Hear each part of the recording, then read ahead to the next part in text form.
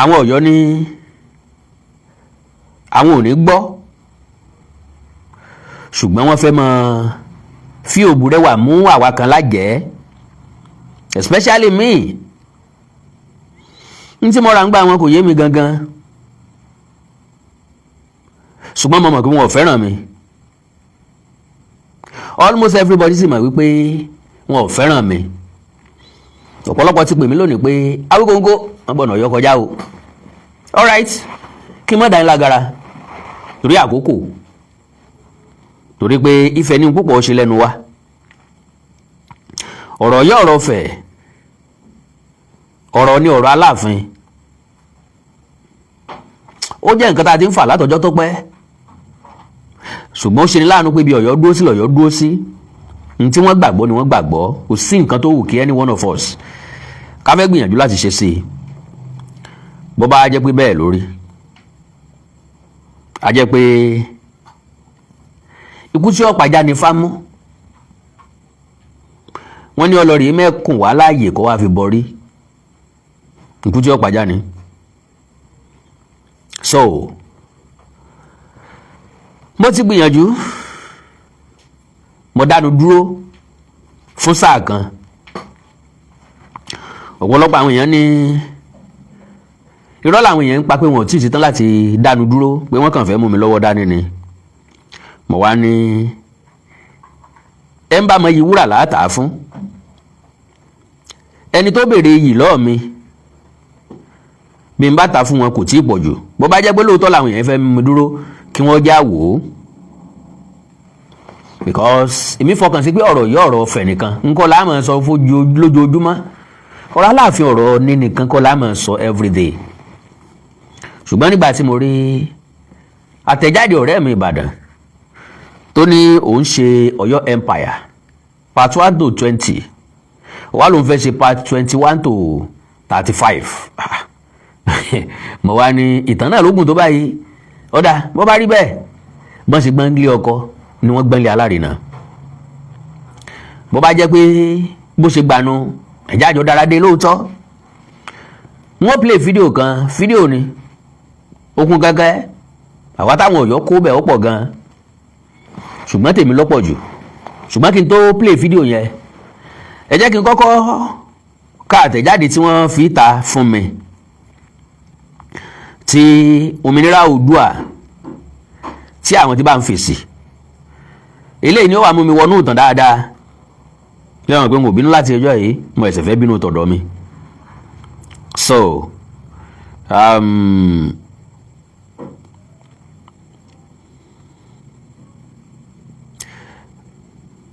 báwo kí lóòmìnira ọmọ Oòduà fìtà yìí sorry o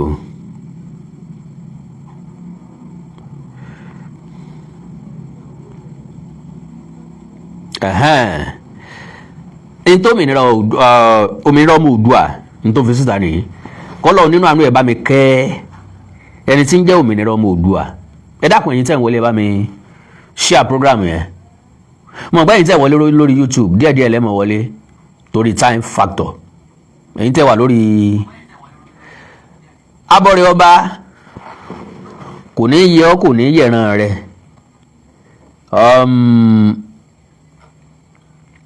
ẹ̀já lè kóhùn bí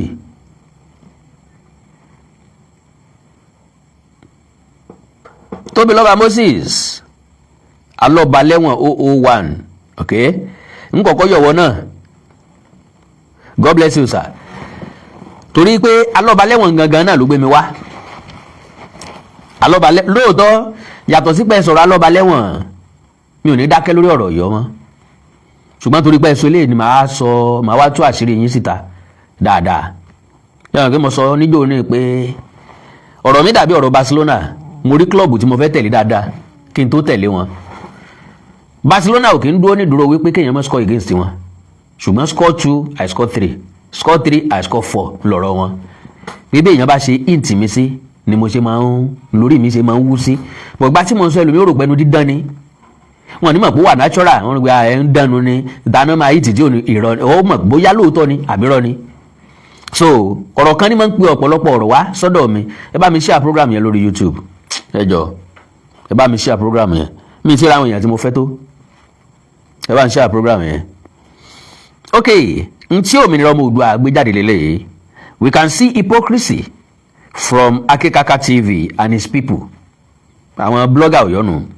None of them could challenge Ofo Ilorin, but they can easily publish Oba Igbetumodu that went to jail for fraud.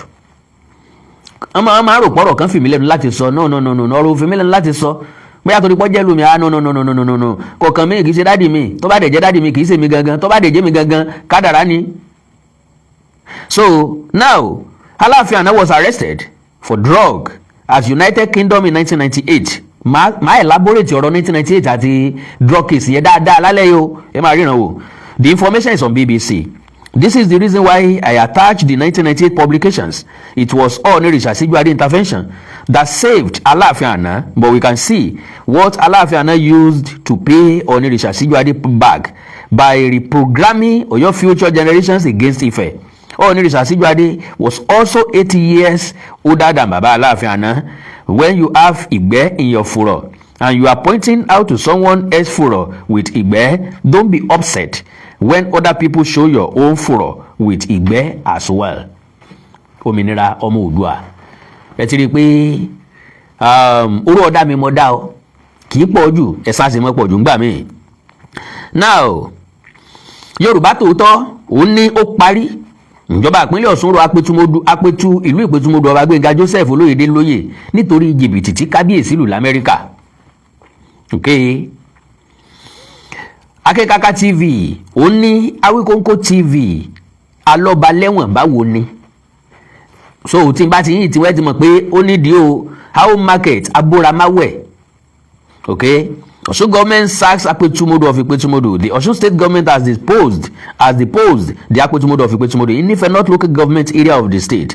Ọba Gbénga Joseph Olóyèdé with immediate effect. Lo and behold, gómìnà ìpínlẹ̀ Ọ̀ṣun ò declare vacant Apetumodu stool vacant.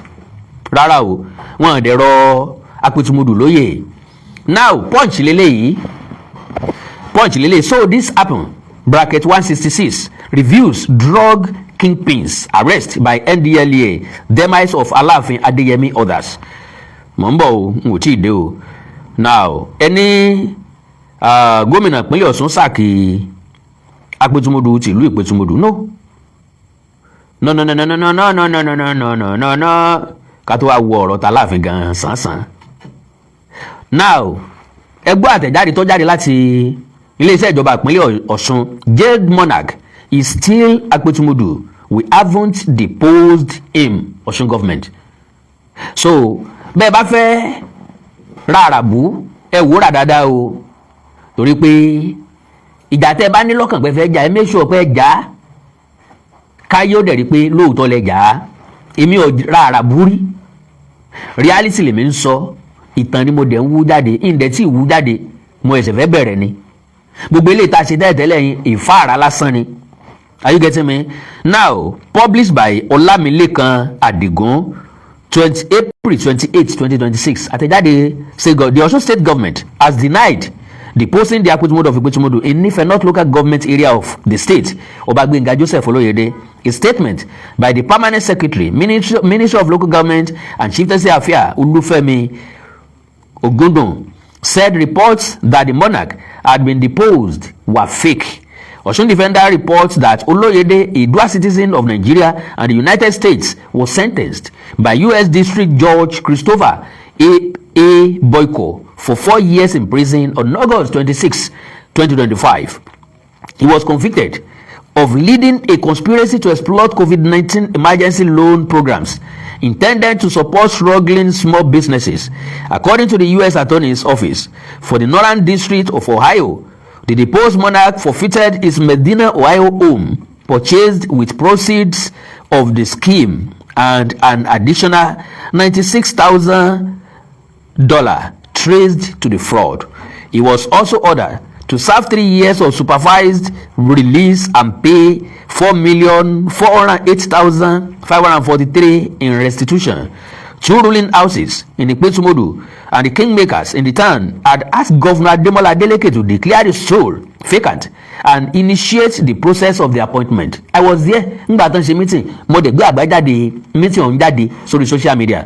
Now, however, the statement by Oogun noted that at the appropriate time, the general public and indigenes of Ikpetumodu will be informed of the action of the government on the issue.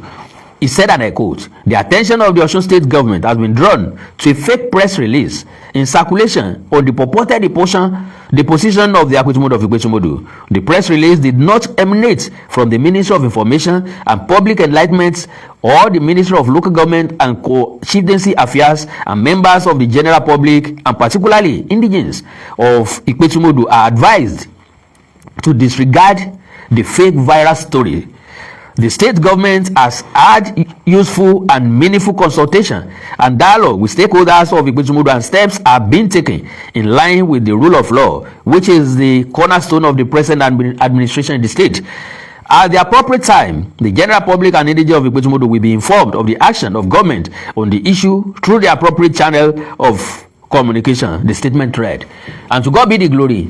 Tó máa ń sọ̀rọ̀ nípa stakeholder ní Ikpetumodu, a jẹ́ pé mi náà jẹ́ kan bẹ́ẹ̀. The outcome of the meeting kì í ṣe láti tètè install ọba míì. Àbájáde ẹ̀ ni wípé kí wọ́n declare stool open. For now, àti ìsọ̀rọ̀ nípa àjọba tuntun àbá àjọba tuntun. Now, mo rí pé tí ọ̀rọ̀ bá ti ṣe bí ọ̀rọ̀ lórí ọ̀rọ̀ Ọ̀yọ́, ibi tí àwọn Ọ̀yọ́ máa lọ ní ọ̀rọ̀ Ikpetumodu, ọ̀rọ̀ Ikpetumodu, ọ̀rọ̀ Ikpetumodu, ọ̀rọ̀ Ikpetumodu, ọ̀rọ̀ Ikpetumodu.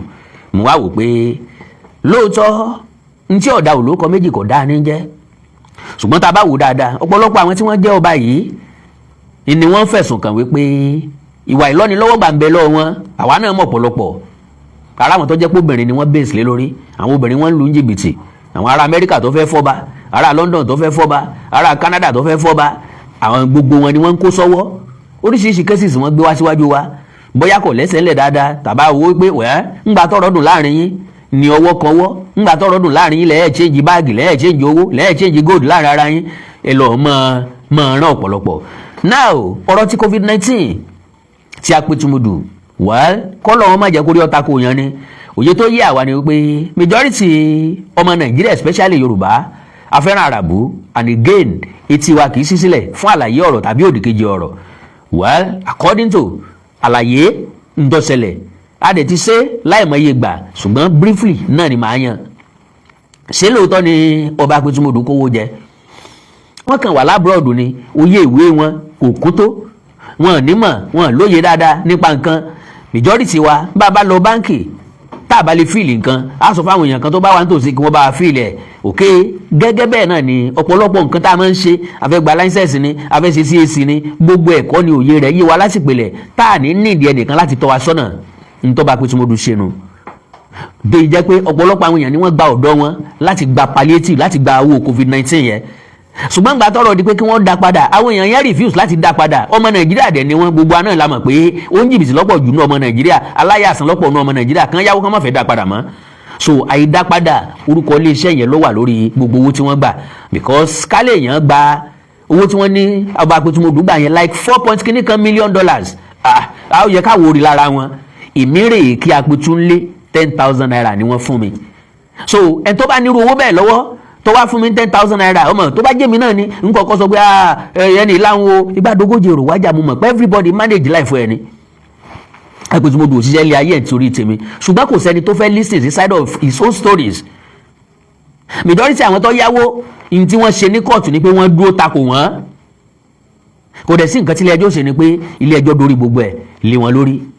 Now, ọ̀rọ̀ eléyìí ọ̀tọ̀, ọ̀rọ̀ àwọn àti pásítọ̀ tí wọ́n jọ arrest, tí wọ́n jọ dájọ́ fún, oríṣiríṣi nǹkan ló ṣẹlẹ̀ láàrin wọn.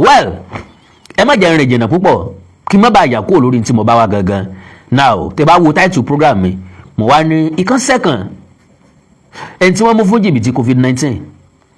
Wọn ò mú pé ó ń lu àwọn èèyàn jìbìtì káàkiri, kì í ṣe pé ó ń disguise gẹ́gẹ́ bí obìnrin tó fi ń gbà àwọn èèyàn, ṣùgbọ́n COVID-19 wọ́n gbowó COVID-19, ká sọ pé àwọn gangan náà ti ẹ̀ gbà lóòótọ́. Nígbà tí mo wá ṣèwádìí owó COVID-19 yìí, mo rí i pé almost throughout the European countries lọ́pọ̀ náà ti arrest àwọn èèyàn bẹ́ẹ̀ kì í sọ ọmọ nàìjíríà nìkan wọ́n arrest kì í ṣe ọba Agbétúmọdù àti pásítọ̀ yẹn nìkan ni wọ́n arrest ní nàìjíríà wọ́n arrest ọ̀pọ̀lọpọ̀ èèyàn but torí pé àwọn ló jẹ́ public figure tàbí torí ọ̀tẹ̀ tá a fẹ́ ṣe. And let me tell you this categorically, problem tó wà nílẹ̀ yìí àwọn tí wọ́n pera wọn délé ọlọ́mọ ọba ní Agbétúmọdù àwọn gangan náà expose ara wọn because ọ̀rọ̀ yẹn ti ṣẹlẹ̀ láti April ọdún 2023. I was aware from that April, láti ìgbà tó ti ṣẹlẹ̀ ni mo ti wà aware. Ṣùgbọ́n lórí burúkú ọmọ ìlú ni mo ń fẹ̀dí ìlú ẹ̀ síta. I've said it times without number. Wọn ìjọba ń lé wa tábà sọ wípé mo ní tẹ̀sí ọba mi ìdẹ̀ ní candidate. Are you getting me? Now àwọn tí wọ́n ń polongo ara wọn síta aggressiveness wọn anxiety wọn lọ́jẹ́ kan sọ pé wọ́n ti declare stool open. Èmi dẹ̀ sọ kíní kan fún wọn wípé pẹ̀lú ìgbéraga àti ọ̀kánjúà olè ìwà ń wára wọn yóò fún wọn ní ó lè padà jẹ́ kí wọ́n jẹ̀bi bọ̀. So now that is lórí ọ̀rọ̀ Agbétúmọdù ìyẹn fún àwọn ọmọ Ọ̀yọ́ tí wọ́n rò wípé àwọn lè lu ọ̀rọ̀ Agbétúmọdù láti against mi tó máa wá wíkì mi. Kò sí tó lè wíkì mi láyé lórí social media, kò sí nǹkan náà tó lè wíkì mi pátápátá. kí kẹrí ibi tèmi náà ti ń ṣe tótó mẹ́lẹ́tò ibi ti Sisi Alágbo àtọkọ rẹ̀ tí wọ́n jọ gbé sórí ìtàkùn ayélujára ilé ìtànjẹ lọ́wọ́ ní ìsìn inú ọlọ́ọ̀lọ́mọ iye ìgbà tá a fi jẹ́ pàtó ń bọ̀ lọ́nà lórí ti Sisi Alágbo ọ̀pọ̀lọpọ̀ àṣírí ló ti tú o. Then n tó lè ga jù ń bẹ̀ nu tó bá jẹ́ tọ̀dọ̀ mi lọ jáde eléyìí tí ọba hàn dáadáa sí yín tún wá padà sẹ́ndì ẹ̀ sí tàbí kí n sọ pé kẹ́ ẹ mọ inbox mi kí n mọ sẹ́ndì ẹ̀ sí fúnra lára mi. Èèyàn làwọn tí wọ́n ń ṣe tí wọ́n fi ń gbowó àwọn tí ẹ̀ ń gbójú wọn ta gidi ni wọ́n tún ń ṣe nu mọ́tò kò síbi tí wọ́n ò ti ṣe. So kò sí nǹkan kan tó lè lé mi kó lórí social media tàbí tó lè bomi tútù sí mi lọ́kàn tó lè má jẹ́ kí n fi nǹkan tí mo fẹ́ ṣe. So mo kí káàbọ̀ padà lórí ọ̀rọ̀ ti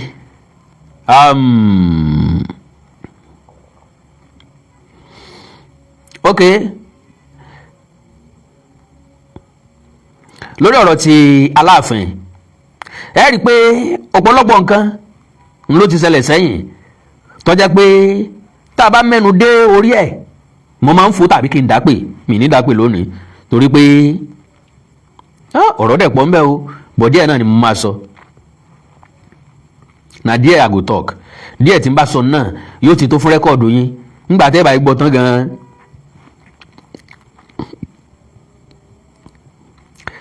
Now báwo ni wọ́n ṣe rescue Aláàfin? Wọ́n detain wọn, àwọn mélòó wọ́n detain details kéèsì wọn ẹgbọ́n bí nìsín wọ́n mú wọn ní Gatwick ṣé Gatwick ni Gatwick airport ní London.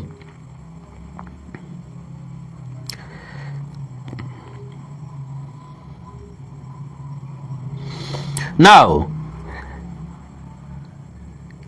nínú pépà kan tí wọ́n pè ní Today newspaper March 29 April to April 4 1998. Now Today newspaper March 29 to April 4 1998 drug trafficking case, how Aláàfin wriggled out, the denial of ownership, because ohun tí wọ́n padà kọ́ wọn ni kí wọ́n sọ wípé àwọn kọ́ làwọn lẹ́rù yẹn tàbí wọn ò mọ bó ṣe dénú ẹrù wọn. Àwa proof ẹ̀ fún pé kò síbẹ̀ yóò ṣe ní báàgì tó dirù rẹ̀ nu ilé rẹ̀ o páàkì ẹrù ẹ o páàkì aṣọ síbẹ̀ gbogbo tó ní ìdí nínú báàgì lọ páàkì síbẹ̀ wọ́n wá bá odidi báàgì 5 lọ́wọ́ yín ẹ wá fẹ́ sọ fún gbogbo ìlú pé ẹ̀yin kẹ́lùkọ́ lẹ́ni gbogbo tí mẹ́ ń bẹ̀ torí pé wọ́n rí gbòógì olóró ń bẹ̀ mọ̀ ń bọ̀ járe.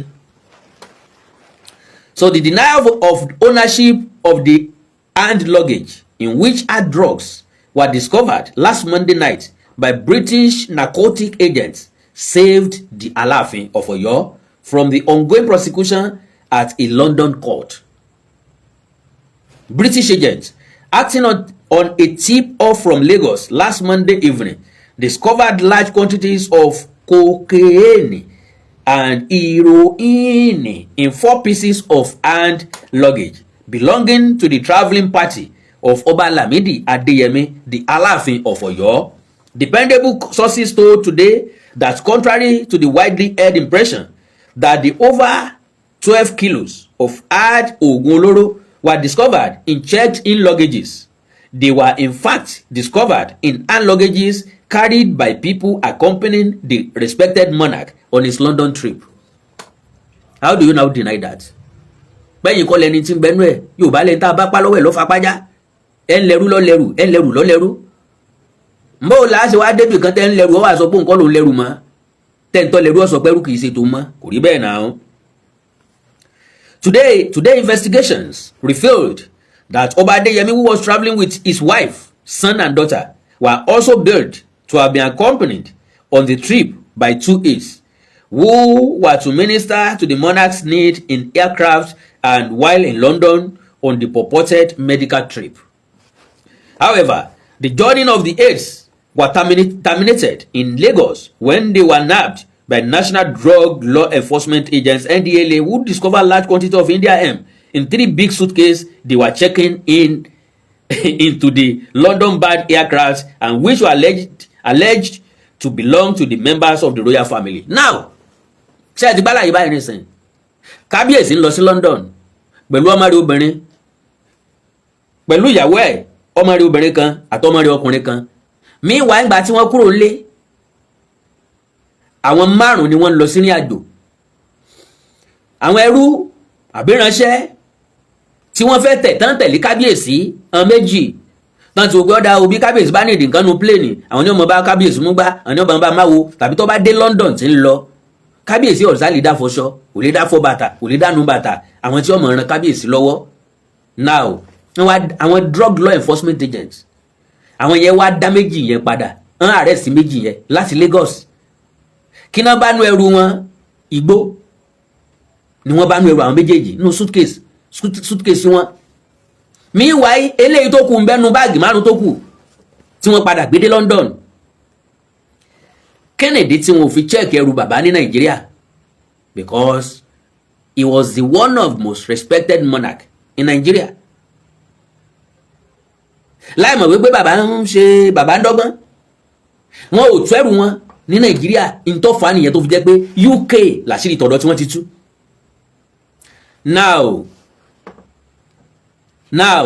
bó ni wọ́n ṣe máa deny ń tó bá wọn dé UK tí wọn ò lè deny tàwọn 2 tí wọ́n arrest Nàìjíríà. Ṣé wọn pé ká níbi tí ìlú ti dáa ni ńgbà wọn ti méèyàn 2 tó jẹ́ pé wọ́n tẹ̀lé kábíyèsí ni ó yẹ kán forfeit travelling ó yẹ kán forfeit travelling yẹn ó yẹ kán jẹ́ kán lọ mọ́ ó yẹ kán ṣàyẹ̀wò dáadáa pẹ̀lẹ́rù tó kù Nàìjíríà náà bá ti mú wọn Nàìjíríà lẹ́sìn ìbá ti yọ. So wọ́n dé London kán tó arrest wọn wọ́n arrest àwọn 2 ní Nàìjíríà. Mo sáré pé ọ̀rọ̀ yẹn involve National NDLA National Drug Law Enforcement Agency. Mo rí pọ́rọ̀ yẹn involve wọn mo kọ́kọ́ àwọn òpé sáwọn ti London ló transfer case wá Nàìjíríà ni mo wá bẹ̀rẹ̀ sí wádìí mi dáadáa because problem táwọn Ọ̀yọ́ ní ni pé wọ́n mọ̀ wípé táwọn bá ti tró ọ̀rọ̀ kan kékeré á wà lọ wádìí ẹ̀ dáadáa lẹ́kùnrẹ́rẹ́ dáadáa kó tó di pé wọ́n jáde bẹ́ẹ̀ mi ṣe máa ń ṣe nìyẹn tí máa ń kó bá wọn nìyẹn.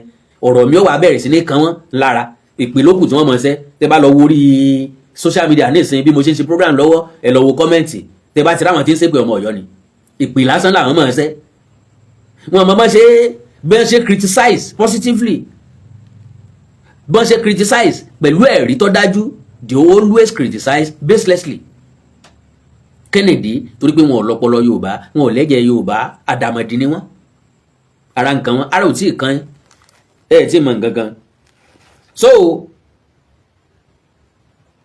ẹgbọ́n lẹ́ẹ̀kan sí darí. However, the journey of the aides were terminated in Lagos when they were nabbed by National Drug Law Enforcement Agents NDLEA who discovered large quantities ìyún ó túmọ̀ sí pé igbó tó pọ̀ gan-an large quantities of India hemp in 3 big suitcases they were checking into the London-bound aircraft. Meanwhile àwọn olùrànwọ́ lọ́wọ́ amúbálẹ́gbẹ̀ẹ́ kábíyèsí àwọn ọmọ gangan tó wà nù báàgì wọn o wọn ò lè mọ tó wà nù báàgì wọn kàn gbé lọ́wọ́ fún wọn. Ok ìwọ Tosin ìwọ fa méjì yìí Ṣẹ́gun ìwọ gbé kan yìí bọ́n ṣe sọ fáwọn ẹni ẹlẹ́ni nìyẹn o tán dé yàpọ̀ tán dáràn bọ̀ wọ́n lọ́rùn.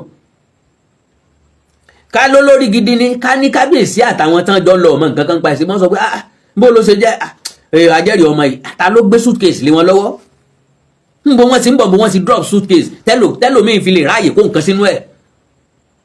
Wọ́n ń bọ̀ látọ̀yọ́ mọ́tò yín ló gbé kì í sọ pé èrò lẹ́wọ̀ o tẹ́ẹ̀fì sọ pé wọ́n ṣe ẹrù gbé tẹ́ bá wá wọkọ̀ èrò kò sí ọlọ́kọ̀ èrò tí ó gbé irú suitcase yín gangan débi pé ẹ fi sọ pé ẹ sí suitcase gbé ni suitcase mélòó lẹ sì gbé àwọn báàgì tẹ́ kó dé London èwo lẹ sì gbé nù wọn.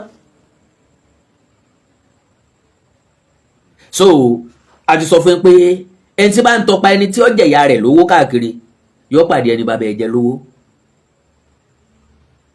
Fúnra lára yín lẹ mọ́ ń tan náà ràn di ara yín, fúnra lára yín lẹ mọ́ ń tan náà wọ́rọ̀, fúnra lára yín lẹ mọ́ ń fẹ̀dí ara yín ta ẹ̀ ń gbìyànjú láti tọpa ẹni tó jẹ bàbá yín lówó. Àwa ń sọ ẹni tí bàbá yín jẹ lówó báyìí sí rẹ́kọ̀dù gidi ni. Ǹjẹ́ ẹ mọ iye kéèsì tálàfin àná gbé lọ́rùn? Ẹ mọ iye kéèsì tán fà? Ṣé ta ṣe pa Ọ̀yọ́ la fẹ́ sọ ni? Àbí ọ̀pọ̀lọpọ̀ àbí ti Ládọjà àbí ọ̀pọ̀lọpọ̀ ilé ìta àmọ̀ lábẹ́lẹ̀. Okay, at the time, the age were nabbed with their big luggages at the Muritala Mohammed Airport. The members of the royal family were relaxing at the VIP lounge upstairs, awaiting embarkation on their Cameroon Air UY072 flight. Ọkọ̀ òfurufú tó gbìyànjọ́ náà nù.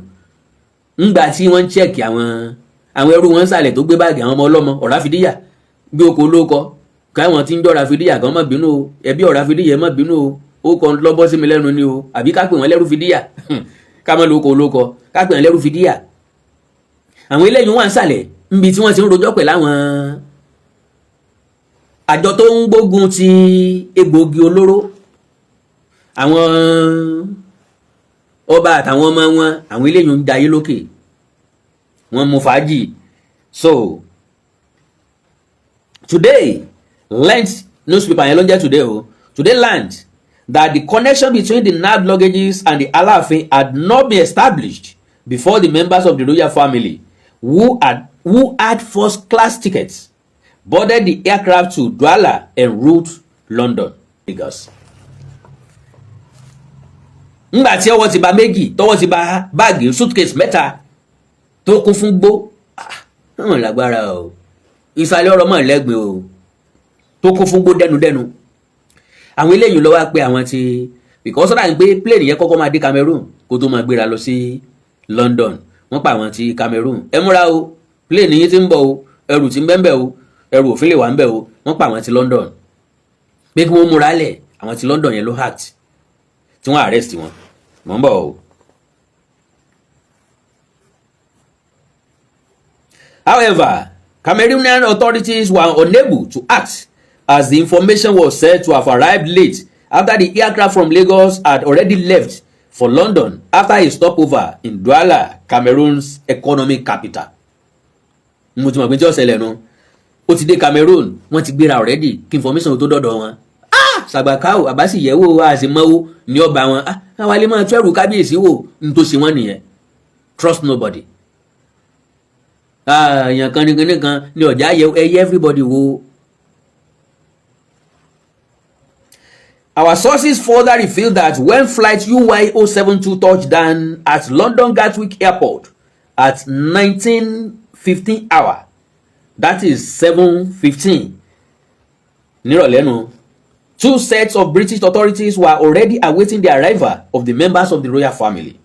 One of the group was protocol officials from the British Home Office who had been informed of the arrival of the VIP carrying Nigeria diplomatic passport and accompanied by a member of his family.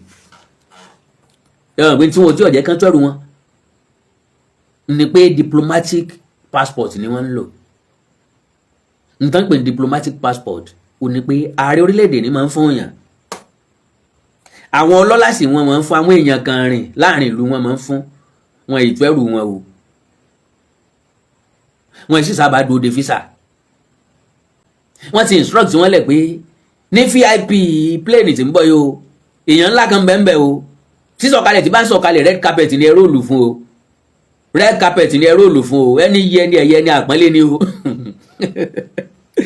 Ngbà tán tí wàá gbáná sọ ẹ̀dán àwò pé kọ́mọ̀ jẹ́ pé àwọn tí wọ́n ní kátẹ́ carpet lẹ̀ fún láìmọ̀pọ̀ ọmọ ilẹ̀ ni wọ́n bẹ gbé wọn sórí bẹ́ẹ̀dì wọn á jábọ́ lẹ́yìn àpọ́nlé àbùkù lọ́kàn láìmọ̀ pé ẹni ilẹ̀ ni wọ́n pé wọn ò yẹ kápẹ́ẹ̀tì wọn ò padà tẹ́rọ red carpet fún wọn o Yeah, ṣé lè ṣe pé àwọn náà wà connected to ẹrù òfin tí wọ́n ní wọ́n gbà lọ́wọ́ àwọn kan lẹ́kọ̀ọ́.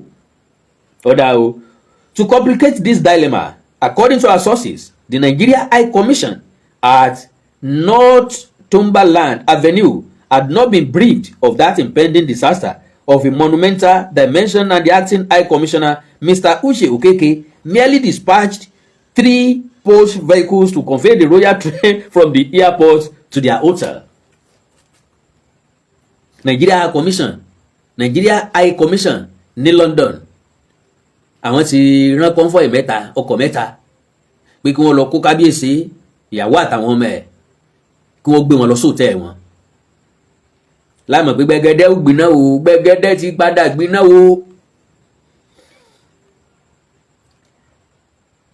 From airport to their hotel, our sources revealed that when Oba Lamidi Adeyemi and his people arrived, they were politely taken to the Success VIP lounge at the Gatwick airport, presumably to await clearance of their check-in luggage, which of course the British authorities knew did not exist, as they had been impounded by the NDLEA in Lagos.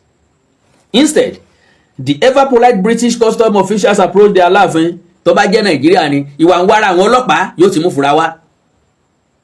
London, America. Ọ̀tọ̀ ọlọ́pàá wọ́n fi mọ ọdẹ wọn ó sì mọ̀ sí sorry sir, we are just to check this, sorry sir, I'm sorry sir. Tó fi dẹ́wọ̀n wọ́n mọ̀ sí sorry. Ṣùgbọ́n táwọn ti bí ojú náà bá lé wáyé tí mo béèrè pé ṣé ò sí nǹkan, kò sí nǹkan àbẹ́ mọ́ tẹ́ ẹ gbé. Instead, the ever-polite British custom approached them and his team. Instead, the ever-polite British custom officials approached the Aláàfin and his team and requested to search their 4 pieces of hand luggage, which they had brought down from the aircraft and which were kept beside their seats in the Success VIP lounge. Báàgì tán ṣàgbé wọlé lọ́wọ́ ni. Ọ̀dà kábíyèsí ẹ̀wọ̀n bínú afẹ́yẹ báàgì yín wò. Ó sì ń bẹ̀lẹ́gbẹ̀ẹ́ wọn. Kò síbi téèyàn ó gbé pamọ́ sí. Kò sẹ́yìn ọmọ tẹ́ sàrégbè rán gbogbo airport lọ́mọ lólóyè. Kò sí ibi téèyàn ti lè sápamọ́ ńbẹ̀.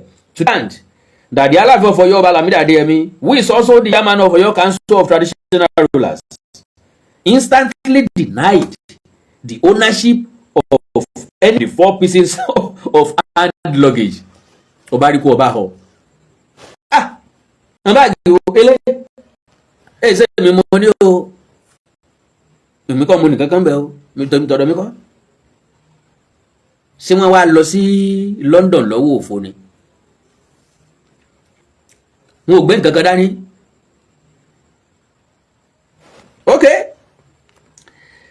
Wọ́n láwọn kọ́ làwọn ní in deference to the High Traditional Office, which he occupies, as well as the diplomatic passport which he holds, the British agent did not search the briefcase which the Aláàfin accepted belonged to him, but rather searched the 4 pieces of hand luggage which he had disowned.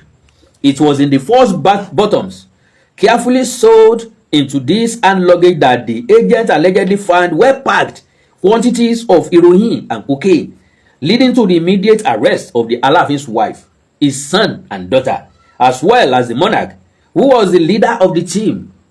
Lo and behold, London ọ̀rá ààyè ìgbàdí ẹ̀sìn kò sí nǹkan tó kàn wọ́n pẹ̀lú pé èèyàn kan jọba o. Nàìjíríà rẹ̀ ti ń dádé adé ọkàn wọn London.